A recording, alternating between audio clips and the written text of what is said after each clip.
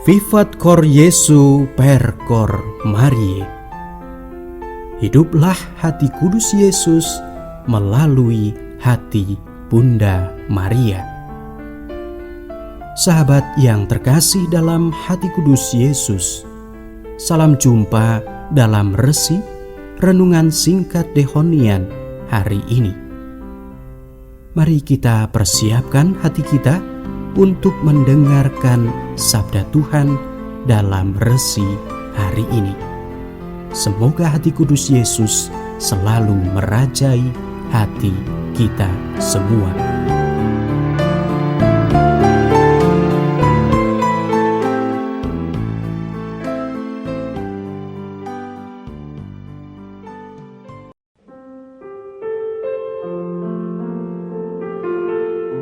Saudara-saudari yang terkasih, marilah sejenak kita mendengarkan bacaan Injil pada hari raya kebangkitan Tuhan ini. Injil diambil dari Injil Yohanes bab 20 ayat 1-9.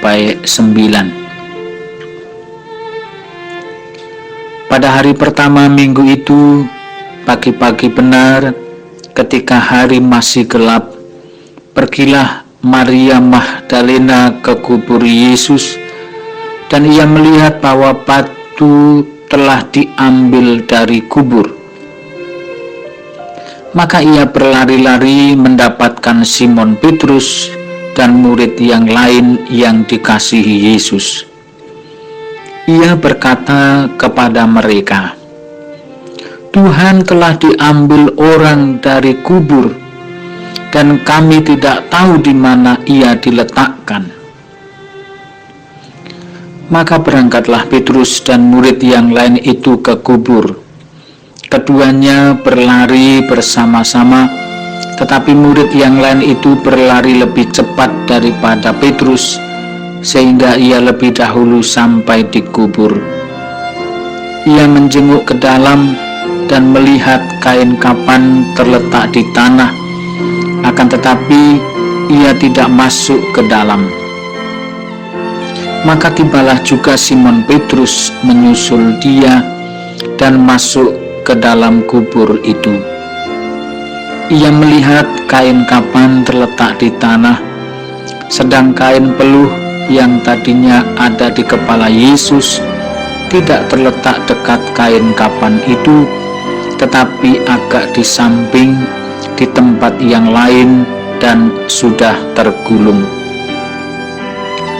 Maka masuklah juga murid yang lain yang lebih dahulu sampai ke kubur itu.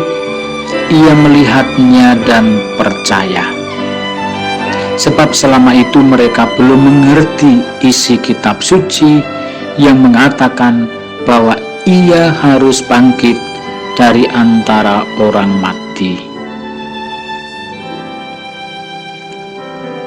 Demikianlah Injil Tuhan. Terpujilah Kristus. Saudara-saudari yang terkasih, dimanapun Anda berada, pertama-tama saya, Romo Benediktus Mulyono SY, menghaturkan kepada Anda semua selamat Paskah. Salam doa, semoga Paskah kebangkitan Tuhan selalu membawa berkat yang berlimpah untuk kita umatnya. Merenungkan Injil yang baru saja kita dengarkan, beberapa butir permenungan yang coba saya tawarkan adalah: pertama, Maria Magdalena berlari dalam kebingungan dan berteriak, "Tuhan diambil orang dari kuburnya, dan kita tidak tahu di mana diletakkan." Begitulah sikap Maria Magdalena, seolah mewakili kita saat kita tidak atau belum sepenuhnya percaya kepada Tuhan. Kita seringkali bermain dengan pikiran kita, kehendak kita, kemauan dan kenekatan kita. Singkat kata, saat kita belum mampu sepenuhnya percaya, saat iman kita goyah dan lemah, yang terjadi adalah guncangan jiwa. Hidup yang tidak tenang, hidup yang tidak damai, hidup yang tidak berfokus pada Allah.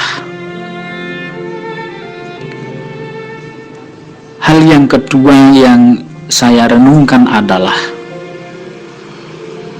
beruntung Maria Magdalena tidak merasa sendirian.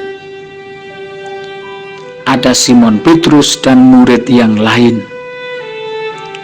Dan interaksi ketiganya mengajarkan kepada kita bahwa sebagai murid Kristus, kita tidak boleh merasa seolah berjuang sendirian. Ada orang-orang baik, tulus hati, murah hati, yang siap untuk hadir bagi kita, bagi sesama di sekitarnya, untuk saling menolong, saling meneguhkan, dan saling membantu.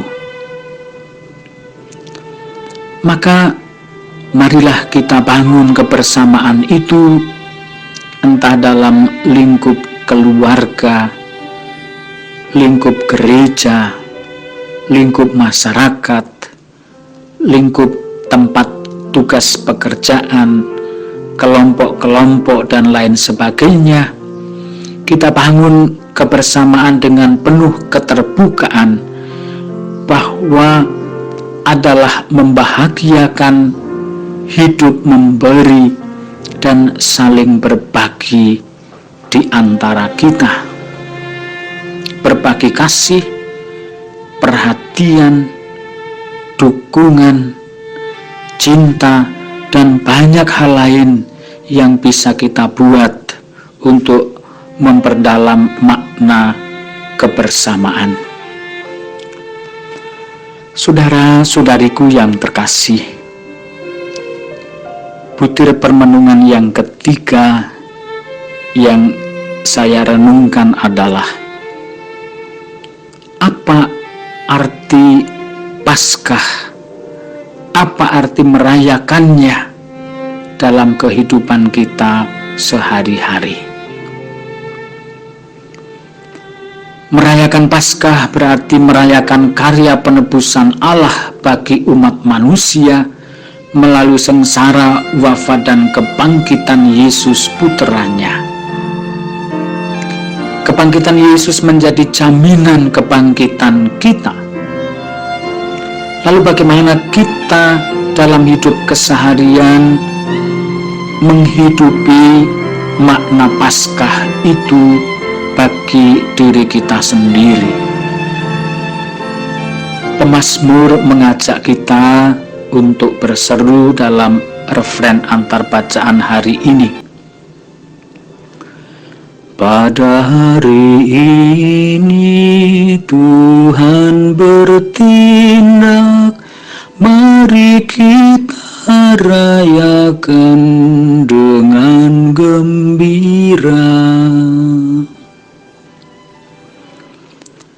Saudara-saudari, bagi kita pribadi, merayakan Paskah dapat berarti pula merayakan karya-karya atau tindakan-tindakan Allah dalam hidup harian kita yang mungkin selama ini kurang kita sadari atau kurang kita maknai, sehingga iman kita akan Yesus belum sepenuhnya kita pahami dalam keseharian kita. Hidup penuh syukur, hidup penuh kegembiraan, merayakan karya-karya Tuhan dalam kehidupan sehari dengan sukacita, menjadi ciri umat beriman hidup dalam terang Paskah kebangkitan Tuhan. Maka mari kita merayakan kehidupan kita di mana Tuhan bertindak, dan kita rayakan karya-karya Tuhan itu dengan sukacita setiap hari. Tuhan memberkati.